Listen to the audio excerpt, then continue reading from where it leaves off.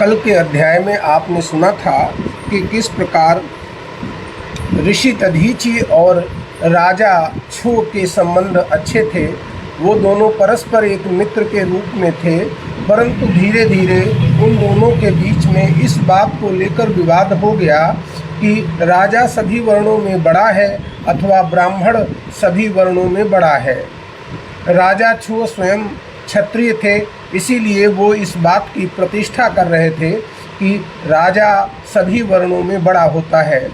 परंतु दधीचि ऋषि ब्राह्मण थे, उन्होंने वेदों का उपदेश देते हुए कहा कि राजा भी ब्राह्मण की पूजा करता है, इसीलिए सभी वर्णों में ब्राह्मण ही श्रेष्ठ है। परंतु इस बात को लेकर जब विवाद नहीं थमा, बहुत अधिक विवाद हो गया, उस समय एक दूसरे में हाथापाई की स्थिति आ गई। कल की अध्याय में आपने सुना था कि किस प्रकार राजा छू ने अपने वज्र से दधीचि के शरीर को विखंडित कर दिया था, परंतु इसके बाद भगवान शिव की स्तुति से, भगवान शिव की कृपा से ऋषि दधीचि को संजीवनी मंत्र दिया गया। महामृत्युंजय के द्वारा उनका उद्धार किया गया और इस प्रकार शिव निष्ठा में महर्षि दधीचि को वरदान प्राप्त हुआ कि अब तुम्हारे शरीर पर चलाया गया वज्र का अस्त्र भी प्रभाव नहीं डालेगा, तुम्हारी हड्डियां ही वज्र की हो जाएंगी। इसके अतिरिक्त तुम कभी दीन नहीं रहोगे, कोई भी तुम्हें मार नहीं सकता। ये 3 वरदान पाकर ऋषि दधीचि फिर से राजा छू के पास पहुँचे और उनके मस्तक पर अपनी लात से प्रहार कर दिया। राजा छू को गुस्सा आया, उन्होंने वज्र से प्रहार किया, परंतु ऋषि दधीचि मुस्कुराते रहे, उनके शरीर पर कोई फर्क नहीं पड़ा। तब राजा छू ने ये समझा कि निश्चित ही भगवान शिव की इसके ऊपर अनन्य कृपा है, अन्यथा वज्र का प्रहार विष्णु जी से दिया गया, भला इसके ऊपर कैसे नहीं पड़ सकता है। तो आप विष्णु जी का आराधन करके राजा छू ने उनसे अनुरोध किया कि वो ऋषि दधीचि की शक्तियों को सीमित करें ताकि वो उनसे युद्ध में जीत सकें। परंतु भगवान विष्णु द्वारा ये कहा जाता है कि भगवान शिव का अनुग्रह जिस पर है, मैं उसके लिए कुछ नहीं कर सकता। वो तो मेरा स्वामी है जो भगवान शिव का भक्त है, भगवान शिव का भक्त मैं भी हूँ, इसीलिए भगवान शिव के खिलाफ नहीं जा सकता। परंतु वेद पथ कहता है कि अपनों की रक्षा के लिए कुछ न कुछ तो करना ही चाहिए, इसीलिए मैं अवश्य करूँगा। आज का अध्याय 39 रुद्र संहिता भाग 2 आप सुन रहे हैं ज्योतिर्लिंग शिव मठ से शिव महापुराण का पाठ। आज के अध्याय में आप सुनेंगे दधीचि का श्राप और छू पर अनुग्रह। श्री हरि निज भक्त राय छुअ के हित ब्राह्मण रूप धारते हैं। ऋषिवर दधीचि के आश्रम में चरण कमल फिर आते हैं। अपने भक्त की रक्षा के लिए विष्णु जी ने ब्राह्मण का रूप धारण किया और ऋषि दधीचि के सामने उपस्थित हुए। शिव चिंतन में लीन ब्रह्म ऋषि कुछ भी समझ न पाते हैं। श्री हरि तत्क्षण बोल उठे, ऋषिवर एक चाहते। ऋषि दधीचि तो भगवान शिव के चिंतन में थे, वो कुछ समझ पाते इससे पहले ही उस ब्राह्मण रूपधारी श्री हरि ने ऋषि से एक वर की इच्छा व्यक्त की। जब ध्यान हटा तो देखा विष्णु विप्र रूप धर आए हैं। मुझसे वर लेने के खातिर ही श्री हरि यहाँ पधारे हैं। ऋषिवर की जब नेत्र खुले तो उन्होंने देखा कि साक्षात भगवान विष्णु ही ब्राह्मण का रूप धर के आए हैं मुझसे वर प्राप्त करने के लिए।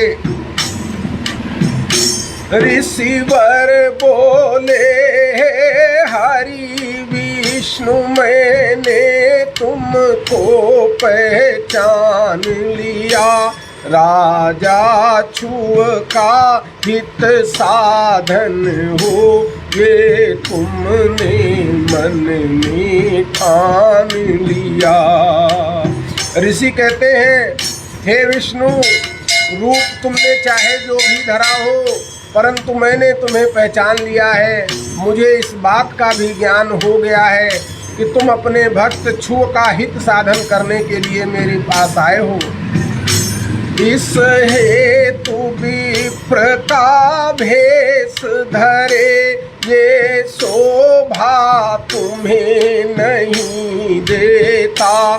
शिव भक्तों से कुछ नहीं छिपा, इसका तो मान किया होता। आपने इसलिए विप्र का भेष धारण किया, ये आपको शोभा नहीं देता। आपको शिव भक्त होने के कारण इतना तो पता ही है कि किसी भी शिव भक्त से आप कोई चीज़ छिपा नहीं सकते, इसीलिए कम से कम इसी बात का मान किया होता। सकुचा कर हरि ने भेष त्याग, विष्णु का सहज रूप धारा। फिर बोले ऋषिवर, एक बार बस कह दो छुआ से मैं हारा। संकोच हो गया, विष्णु जी ने अपना साधारण रूप धारण कर लिया। फिर बोले, ऋषिवर, बस मैं यही चाहता हूँ कि आप एक बार ये कह दें कि मैं राजा छुआ से हार गया। केवल एक बार उनसे आप कह दें कि मैं राजा छुआ से डरता हूँ, समझो सभी संकट मिट जाएंगे और तुम्हें भी किसी के कोप का भाजन नहीं बनना पड़ेगा। छुआ से कह दो बस एक बार कि मैं तुमसे डरता राजन। समझो सब संकट मिट जाए, ना सहना पड़े कोप भाजन। मैं हरि हूँ, सत्य बोलता हूँ। शिव भक्त किसी से नहीं डरते, उनको जो भी उचित नहीं लगता वो सीधे सीधे बोल देते हैं। हे हरि, मैं सत्य बोलता हूँ, शिव भक्त किसी से ना डरते। उनको जो उचित नहीं लगता वो कभी किसी से ना कहते।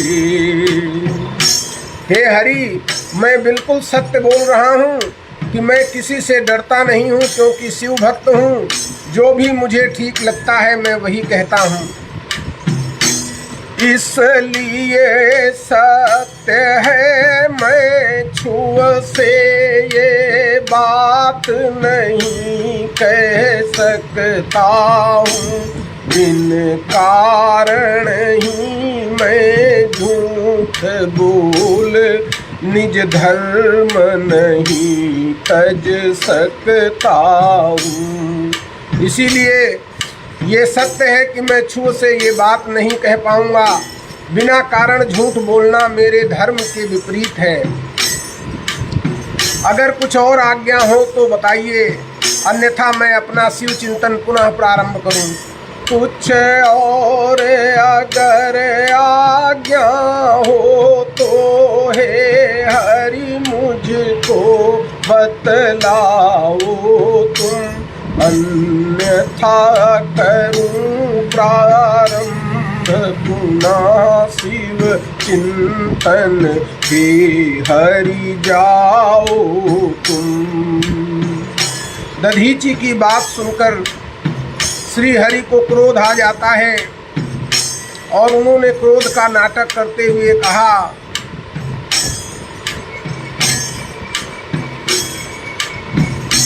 सुन कर दधीचि की बात क्रोध का नाटक हरि ने धारा है, वरना वो तो शिव संतति है, खुद क्रोध विष्णु से हारा है। दधीचि की बात सुनकर भगवान विष्णु ने क्रोध का नाटक किया। वैसे वो भगवान शिव के पुत्र हैं, इसीलिए क्रोध तो उनसे स्वयं हारता है। विष्णु लीला प्रारंभ हुई, गण अगणित हो उत्पन्न गए, सब लड़ने को आतुर दधीचि से, ब्रह्म ऋषि भी सन्न हुए। विष्णु ने लीला प्रारंभ करके अगणित अनेकों गणों को उत्पन्न कर दिया और वो सभी दधीचि ऋषि से लड़ने के लिए आतुर दिख रहे थे। ब्रह्म ऋषि ये देखकर सन्न रह गए। फिर भोले का कर ध्यान, मंत्र पढ़ गण सारे कर दिए नाश। फिर विष्णु जी ने मूर्ति प्रकट करके दिखलाया जगविलास। भगवान भोलेनाथ का ध्यान करके ऋषि दधीचि ने अपने मंत्रों के प्रभाव से सभी गणों को नष्ट कर दिया। अब जब सारे गण चले गए, मृत्यु को प्राप्त हो गए, तो भगवान विष्णु ने पुनः अपनी लीला दिखलाई और दिखाया कि मेरे से ही संपूर्ण सृष्टि है। हंस कर दधीचि फिर बोल उठे, प्रभु ये क्या लीला करते हो, शिव भक्त आप भी हो, मैं भी ये कैसी लीला करते हो। दधीचि जी हंसकर बोले, हे विष्णु, ये कौन सी लीला दिखा रहे हो? जिस प्रकार तुम भगवान शिव के भक्त हो, उसी प्रकार मैं भी भगवान शिव का भक्त हूँ। तुम्हारी लीला का प्रभाव मेरे ऊपर नहीं आएगा। क्या आप देखना चाह रहे मेरी भक्ति का क्या प्रभाव? शिव कृपा हमारे ऊपर है या नहीं, जांचना मात्र भाव। क्या आप ये देखना चाह रहे हो कि मेरी भक्ति का कितना प्रभाव है, भगवान शिव की कृपा मेरे ऊपर कितनी है, इसकी मात्रा का आकलन करना चाह रहे हो?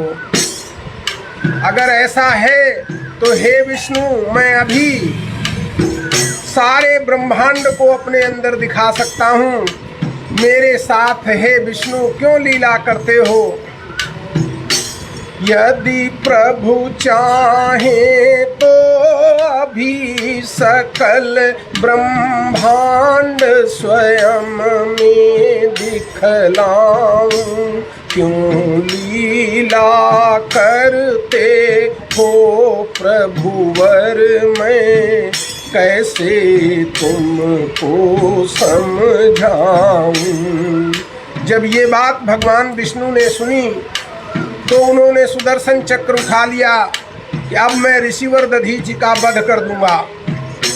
ये बात सुनी जब विष्णु जी ने चक्र सुदर्शन उठा लिया, ऋषिवर दधीचि का वध करने का प्रण मन ही मन ठान लिया। भगवान शिव की भक्ति के कारण ही ऋषि ने उस चक्र को भी स्तंभित कर दिया, वो आगे ही नहीं बढ़ पाया।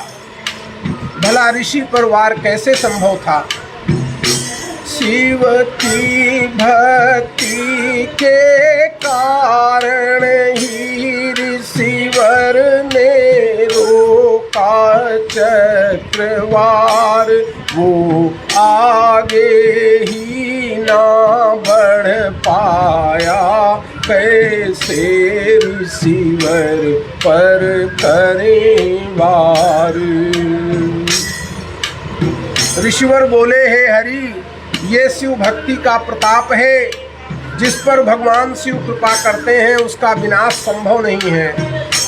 ऋषिवर ने हरि से कहा, नाथ जिस भक्ति का है ये प्रताप, जिस पर शिव शंभु कृपा करे, उसका कैसे होगा विनाश।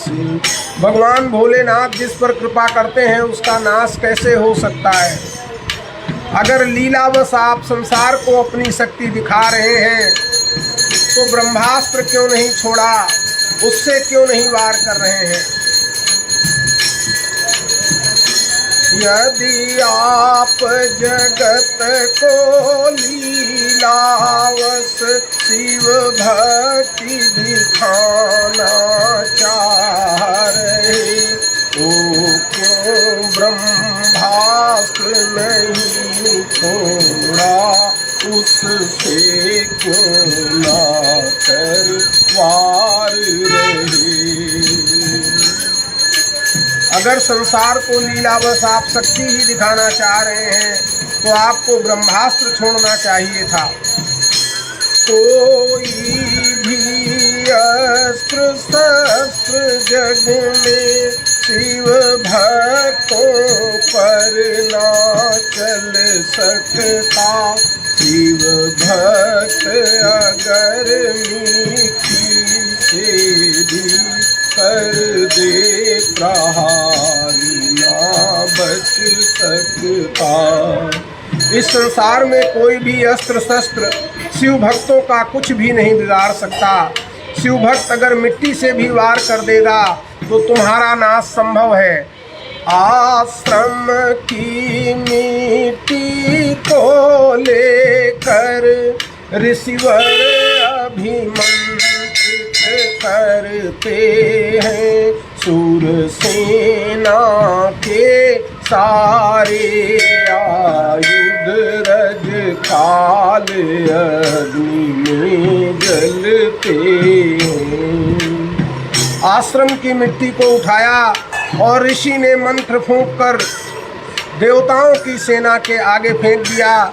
जितने उनके अस्त्र शस्त्र थे वो उसी मिट्टी से भस्म हो गए। सारे सुर जो हरि के संग थे वो भाग वहाँ से जाते हैं। अब केवल श्री हरि ही दधीचि से युद्ध भाव दिखलाते हैं। सारे देवताओं का नाश करने के बाद ऋषि दधीचि के सामने केवल श्री हरि ही बचते हैं। मुझको इसका था पूर्व ज्ञान, विष्णु भी सहज जानते थे, लेकिन हरि भक्ताधीन सदा यही जग को बतलाते थे। विष्णु जी कहते हैं कि मुझे इस बात का ज्ञान था कि शिव भक्त के समक्ष मैं जीत नहीं सकता, परंतु मैं भी भक्तों के अधीन हूँ। ये संसार को शिक्षा देने के लिए मेरे द्वारा ये लीला की गई है। मैं छुव को लेकर साथ तभी रण प्रांगण में आ जाता हूँ। छुअ को दधीचि के तप बल का पावन परिणाम दिखाता हूँ। तभी मैंने छुअ को रण प्रांगण में बुलाया और उसे दिखाया कि देखो दधीचि के तप बल में कितनी ताकत है। फिर राजा छुअ ने मेरे आज्ञा से ऋषिवर को दंड प्रणाम किया और ऋषिवर ने भी तुरंत अपनी लीला का त्याग कर छुअ का राजोचित सम्मान किया। फिर छुअ ने मेरी आज्ञा से ऋषिवर को दंड प्रणाम किया। ऋषिवर ने लीला त्याग तुरत छुअ का राजोचित मान किया।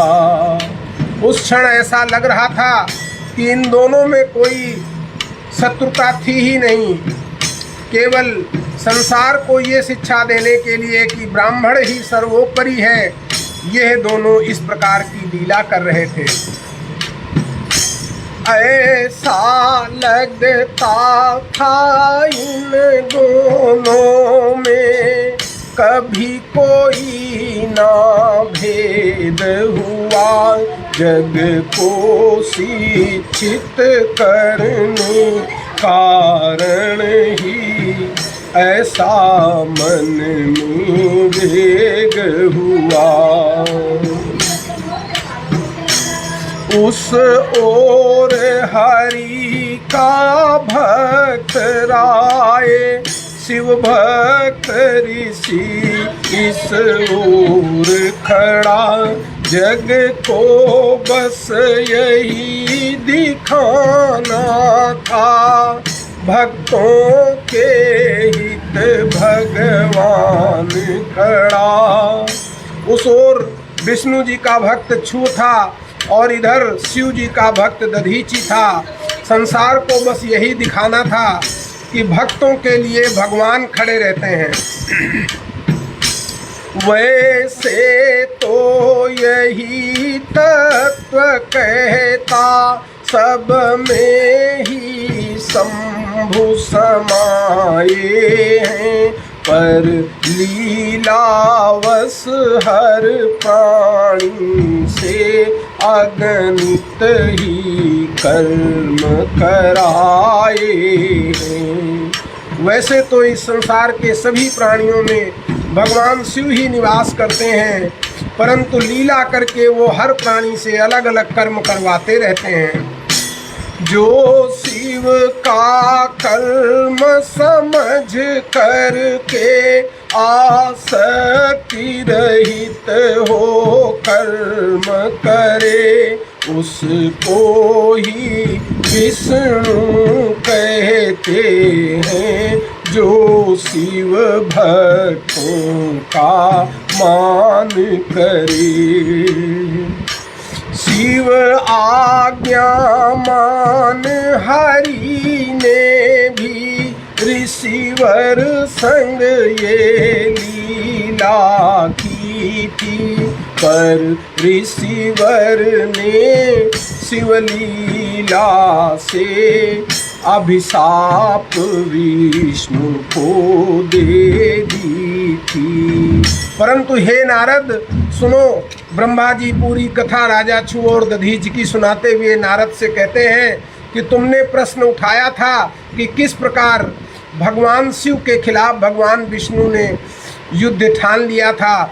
इसका उत्तर ये है कि उस समय दधीचि ऋषि ने उन्हें श्राप दिया था, हे विष्णु तुमने मुझे हराने को गण थे उत्पन्न किए, जाओ सूर गण तुम रुद्र गणों से हारोगे ये श्राप दिए।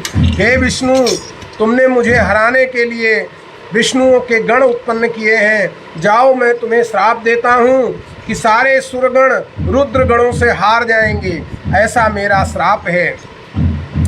इस ही कारण से सुर विष्णु का शिवगण से संग्राम हुआ। इसी पाप वशात रुद्र गण जीते, देवों का अपमान हुआ। जिस प्रांगण में था युद्ध हुआ, वो थानेश्वर कहलाता है। शिव का स्नेह कृपा पावन मानव उस थल पर पाता है। जिस जगह पे ये युद्ध हुआ था उसे थानेश्वर कहा जाता है और वही शिव का पावन स्थान माना जाता है। हे नारद, मैंने यह पूरी अमृतमय कथा सुनाई है।